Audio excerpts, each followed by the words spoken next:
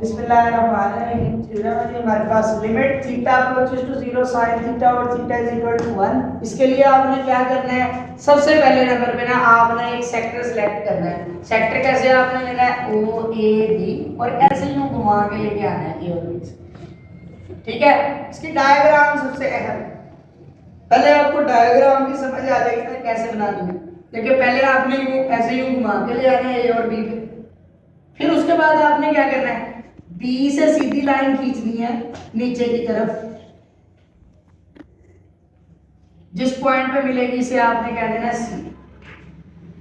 फिर आपने ए से सीधी लाइन खींचनी है ऊपर की तरफ। और अब हम ये देख रहे हैं कि ये तो किसी से मिल ही नहीं रही। मिल रही है नहीं, इसे कहते हैं तू थोड़ा थोड़ी सी शर्म खा, इसको बी से मिला देते हैं हम इससे। ऐसे जिस पॉइंट पे जाके मिलेगी उसे हम क्या देंगे, डी। ठीक है, पहले बी से सीधी लाइन नीचे की तरफ, फिर ए से सीधी लाइन ऊपर की तरफ। फिर उसके बाद हम क्या करेंगे, ए और बी को आप आपस में मिला देंगे। ए और बी को हम आपस में मिला देंगे। पहले ए से सीधी लाइन, बी से सीधी लाइन नीचे की तरफ, ए से सीधी लाइन, फिर ए और बी को आपस में यूं मिला देंगे। इसमें सबसे अहम जो बात है ना वो ये है कि आपको डायग्राम की समझ आनी चाहिए कि डायग्राम कैसे बने। देखें जी, अब इसके बाद है जी आपके पास ये, दोबारा समझ लें। आपने क्या करना है, बिल्कुल सिंपल है। सबसे पहले आपने एक सेक्टर बनाना है, कैसे, यूं ऐसे यूं घुमा के, हो गया। अच्छा, अब आपने क्या करना है, इसको पॉइंट्स का नाम दे देंगे ओ ए बी। बी से सीधी लाइन नीचे की तरफ, ए से सीधी लाइन ऊपर की तरफ। ये किसी से नहीं मिल रही, इसलिए लिहाजा बी वाले पॉइंट से हम इसे मिला लेंगे, इसे कह देंगे डी। फिर आप ए और बी को आपस में मिला लें सीधी लाइन से। ऐसे मैंने ये डायग्राम बनाया। ठीक है, अब हम इसको जो है ना अपना जो है, हम ये देख रहे हैं हमारा ये जो सेक्टर है ये जो घूम के जा रहा है ऐसे, हमारा ये जो सेक्टर है ओ ए बी, ओ पे आपने एंगल कह देना है थीटा। हमारा ये जो सेक्टर है ओ ए बी, सेक्टर में किसे कह रहा हूं, सेक्टर में कहूंगा जो चीज ऐसे यूं घूम के जा रही हो, ये जो घूम के जा रहा है। इसको हम देख रहे हैं कि ये फंसा हुआ है। किसके दरमियान फंसा हुआ है, ये फंसा हुआ है दो ट्राइएंगल्स के दरमियान। इसके इर्द आप लाइन देखें, इसके साथ कौन कौन सी लाइन मौजूद है, ए बी लाइन, और दूसरी कौन सी लाइन है, एडी। इसका मतलब ये दो लाइंस के दरमियान में फंसा हुआ है। कौन कौन सी लाइन के दरमियान में, ए बी और एडी। और ये जो घूम के जा रहा है इसको देखना है आपने, ये सबसे करीब कौन सी लाइनों के है, एक ए बी लाइन के, एक एडी लाइन के। ये जो हमारा जो सेक्टर है ये दो ट्राइएंगल्स के दरमियान फंसा हुआ है। एक ट्राइएंगल है, सर एडी के करीब से तो ज्यादा बीसी लग रहा है। फंसा किसके दरमियान हुआ है, ये देख, दरमियान फंसा हुआ है, दरमियान में फंसा हुआ है। किनके दरमियान में फंसा हुआ है, ओ ए डी, और कौन सी ट्राइएंगल के दरमियान फंसा हुआ है, ओ ए बी, साथ में ओ बी आपने मिला लें। ये सेक्टर हमारा एक इस ट्राइएंगल के दरमियान में फंसा हुआ है और एक इस ट्राइएंगल, और इसमें तो खुला डुला आ रहा है, बीसी वाले में खुला डुला फंसा ना हो। अगर आपने कह दिया ओ बी सी तो इसमें तो खुल गया, ये इसमें फंसा हुआ है। समझ आई बात, चलिए। इसने हमारे ये जो आप सिंपल, ये जो हमारा जो सेक्टर है ये किस किस के दरमियान फंसा हुआ है, ट्राइएंगल ओ ए बी और ट्राइएंगल ओ ए डी। तो आप यहाँ पे कहेंगे लेट वी टेक, बस में यही बात अहम है, a unit radius r is equal to 1 अच्छा रेडियस यहाँ पे क्या क्या चीज है, देखिए रेडियस आपको समझा देता हूँ ताकि आपको समझ आ जाए। रेडियस यहाँ पर है हमारे पास ओ ए भी रेडियस है, ओ बी भी रेडियस है, ठीक है। अच्छा यूनिट सर्कल है, यूनिट सर्कल में रेडियस कितना होता है 1, यूनिट सर्कल का रेडियस कितना होता है 1। और रेडियस की जगह यहाँ क्या क्या चीजें हैं, एक है ओ ए, ये जो घूम के जा रही है ना लाइन, इसको आप पूरा सर्कल बना लें ऐसे, फिर आपको समझ आ जाएगी रेडियस की जगह एक है ओ ए और एक है ओ बी। तो हम ओ ए भी रेडियस है और ओ बी भी रेडियस है। देखिए जी ये हमारे पास रेडियस आ गया जी कितना 1, ओ ए और ओ बी, इस बात की समझ आ गई। अब इसमें जो सबसे अहम बात है ना वो ये है जो मैंने आपको बताया था कि ये जो कर्व है ना, ये जो हमारा सेक्टर है, इसको सेक्टर कहा जाता है। जब घूम के सर्कल का कोई पार्ट ले लें, टुकड़ा ले लें, तो उसको सेक्टर कहा जाता है। ये जो हमारा सेक्टर है ये दो ट्राइंगल्स के दरमियान फंसा हुआ है।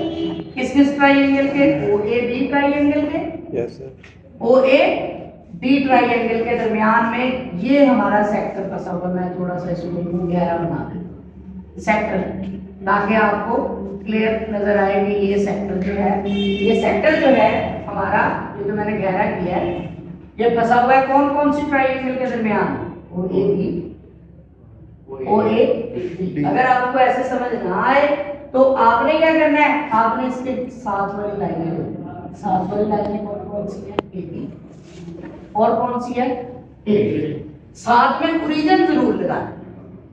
ओरिजिन लगाएंगे तो ये बनेगा ओ ए बी लाइन है ना, तो ओरिजिन में लाएंगे तो बनेगा ओ ए बी, और साथ वाली दूसरी लाइन कौन सी है ए डी, तो आप कहेंगे ओ ए डी, ठीक है। तो आप इसमें सबसे छोटी ट्राइंगल कौन सी है, सबसे छोटी ट्राइंगल है ओ ए बी, तो आप यहाँ लिखेंगे area of, we know that area of triangle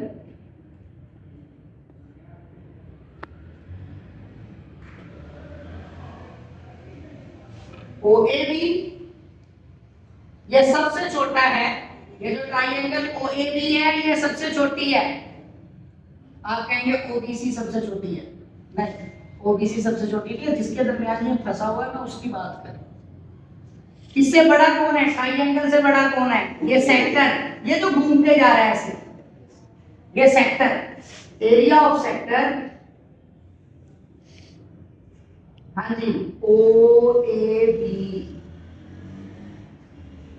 सबसे छोटी है ये ट्राइंगल ओ ए बी, उससे बड़ा है सेक्टर, उससे बड़ी फिर ट्राइंगल है। ट्राइंगल क्या है, ओ ए डी, ट्राइंगल क्या है ओ ए डी। तो यहाँ पे लिखेंगे area of triangle O A D. बस सिर्फ ये बात है, ये अगर आपको समझ आ गई तो समझ लीजिए, सिर्फ ये एक लाइन है सबसे छोटी, ये ट्राइंगल, इसके दरमियान क्या फंसा हुआ है, ये सेक्टर, ये घूम के जो जा रहा है सेक्टर है, और इसको, और ये वाली ट्राइंगल हो गई, क्या सबसे बड़ी, समझ आ गई। अच्छा एरिया ऑफ ट्राइंगल क्या होता है, एरिया ऑफ ट्राइंगल का फार्मूला होता है, फार्मूला क्या होता है, half base multiply by altitude. Base क्या होगी, O A B triangle, O A B triangle में बेस क्या होगी, ओ ए बी ट्राइंगल में बेस क्या होगी, बेस होती है और ये लेटिंग साइड, तो इसे हम कहेंगे O A base multiply by altitude. Altitude क्या, एल्टीट्यूड है ना बच्चों, कहते तो एल्टीट्यूड होती है, एल्टीट्यूड जिस चीज में एल्टीट्यूड आ जाए ना वो खड़ी है। तो इसमें खड़ी हुई चीज देखें क्या है, कोई भी नहीं खड़ी हुई लाइन, तो कोई लाइन खड़ी हुई है, एल्टीट्यूड और जो चीज जो लाइन खड़ी हो जाए। अच्छा कोई लाइन इसमें खड़ी हुई, हाँ एक लाइन है इस ट्राइंगल के बीच में, और ये ओ ए बी ट्राइंगल के अंदर लेटी हुई लाइन क्या है, बेस ओ ए, एल्टीट्यूड क्या है? कोई लाइन खड़ी नहीं हुई थी से मैंने कह दिया बीसी, ठीक है। बीसी इसकी altitude half base multiply by altitude. ये मॉड लगा भी सकते हैं, मॉड ना भी लगाएं तो भी है, ब्रैकेट लगा। एरिया ऑफ सेक्टर इसका फार्मूला होता है half r square theta. Area of कोएडी ट्रायंगल, एरिया ऑफ ट्रायंगल का फार्मूला 1/2 बेस बेस कोएडी ट्रायंगल का बेस कोएडी। और एल्टीट्यूड क्या है इसकी? एल्टीट्यूड होती है खड़ी हुई लाइन। कौन सी लाइन खड़ी है? एडी। समझ आई? अच्छा, ओए की कीमत है हमारे पास, ओए की कीमत कितनी है हमारे पास? 1, ठीक है। अच्छा, 1/2 1 BC लेस देन 1/2 1 का square theta less than 1/2 1 into AD। सारी रकम को 2 से मल्टीप्लाई कर दो। फायदा क्या हुआ 2 से? कैंसिल। BC theta AD। बात समझ आई? अच्छा, अब हमें ना दो चीजों की कीमत चाहिए। किस किस की? BC की और AD। चले निकालते हैं, ये अल्लाह ही मान लेंगे। कैसे निकालते हैं? बिल्कुल सिंपल। BC की कीमत चाहिए। BC वाली लाइन देखो यहाँ क्या है। BC वाली लाइन ये रही, इसके साथ O मिला दो। मैंने आपको कहा था O जरूर लेना है, BC फाइंड करना है। BC के साथ आप O मिला दो, BC साथ में O मिला दो, ये O आ गया O BC। BC को मैंने आपको कहा ना, ये जिसकी कीमत हमने फाइंड करनी है उसे आपने जरूर लेना है। BC साथ में O भी मिला दो। अच्छा, from right triangle OBC, BC तो हमने लेना ही लेना है। क्यों?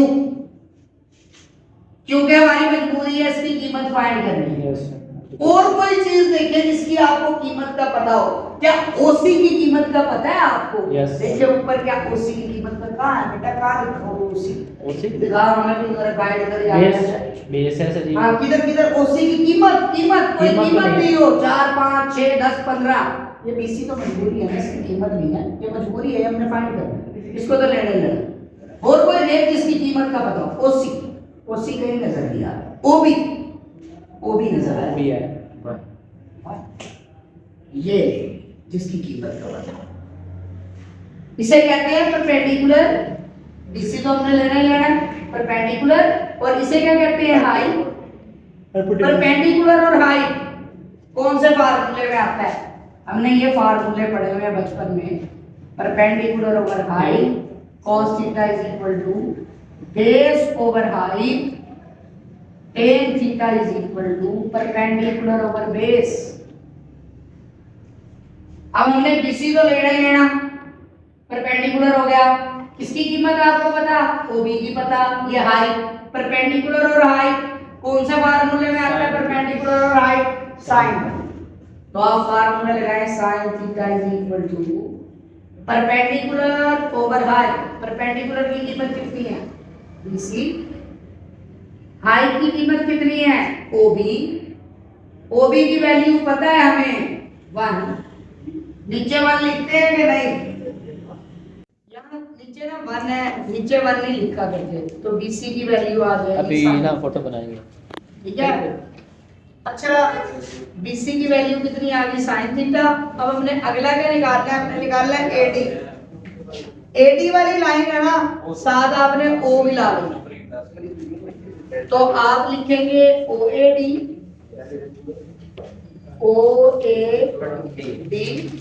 From right triangle OAD। मैंने आपको कहा था जो भी चीज आप जो सी भी लाइन लेते हैं साथ में O जरूर आपको मिला लेना है। AD चाहिए हमें, साथ आप O मिला लें। हाँ जी, AD आपके पास है। AD तो हमने लेना ही लेना है क्योंकि ये हमने फाइंड करना है। और कोई चीज देखे जिसकी कीमत आपको बताओ। ओए 1। तो परपेंडिकुलर और बेस, परपेंडिकुलर और बेस कौन से फार्मूले में होता है? टेन वाले में लगाए, tan theta is equal to perpendicular, perpendicular है एडी ओवर बेस, बेस है ओए, ओए की कीमत है 1, तो नीचे 1 नहीं लिखते हो, एडी की कीमत आ गई टेन थीटा, पीसी की कीमत भी आ गई, एडी की कीमत भी आ गई। अच्छा, अब आपने क्या करना है, पीसी और एडी की कीमत इसमें डाल देंगे आप, बाय 1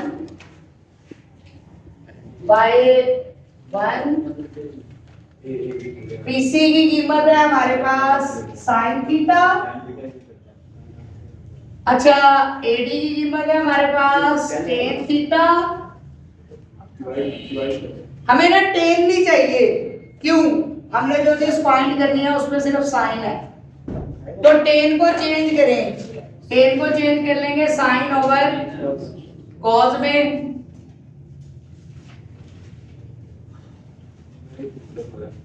अब हमें थीटा के साथ साइन थीटा चाहिए, थीटा के साथ, तो आप क्या करेंगे, सारी रकम को साइन थीटा पे डिवाइड करेंगे, यहां हो जाएगा 1, इधर भी साइन थीटा पे डिवाइड करेंगे, इसे भी साइन थीटा पे डिवाइड करेंगे, 1 ओवर कॉस थीटा,